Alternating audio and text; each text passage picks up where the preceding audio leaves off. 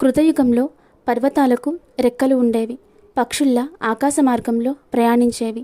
కాస్త అలసటగా అనిపించినప్పుడు భూమి మీదకు వాలిపోయి విశ్రాంతి తీసుకునేవి. తెలుసో తెలియకో ఈ ఆశ్రమం పైన దిగితే ఆ ప్రాంతమంతా నుజ్జు అయిపోయి యజ్ఞయాగాలకు భంగం కలిగేది. దీంతో తాపసులంతా వెళ్ళి దేవేంద్రుడికి ఫిర్యాదు చేశారు. వెంటనే ఇంద్రుడు రంగంలోకి దిగాడు. తన వజ్రాయుధంతో వాటి రెక్కలు ఖండించడం మొదలుపెట్టాడు. చివరికి మైనాక పర్వతం వంతు వచ్చింది. అంతలోనే చిరకాల మిత్రుడైన వాయుదేవుడు అడ్డుపడ్డాడు. దుమారాన్ని సృష్టించి మైనాక పర్వతం ఆ పెనుగాలికి కొట్టుకుపోయేలా చేసి నడిసంద్రంలో ఆశ్రయం కల్పించాడు. హనుమంతుడు సీతాన్వేషణకు బయలుదేరిన విషయం తెలుసుకున్న మైనాక పర్వతం సముద్ర గర్భంలో నుంచి పైకి వచ్చింది. అలసిన హనుమకు తన పైన విశ్రాంతి తీసుకునే అవకాశం కల్పించింది. మిత్రమా, మీరెవరో నాకు తెలియదు, అయినా ఎందుకింత ఆదరణ చూపారు అని అడిగాడు హనుమంతుడు. ఓ వాయుపుత్ర, మీ తండ్రి గారు నాకు ఓ గొప్ప ఉపకారం చేశారు.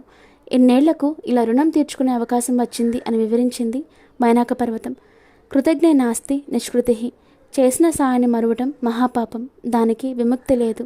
అలాగే కృతజ్ఞతను మించిన మహావ్రతము లేదు. మైనాక పర్వతం యొక్క వ్యక్తిత్వం హిమాలయమంతా ఉన్నతమైనది.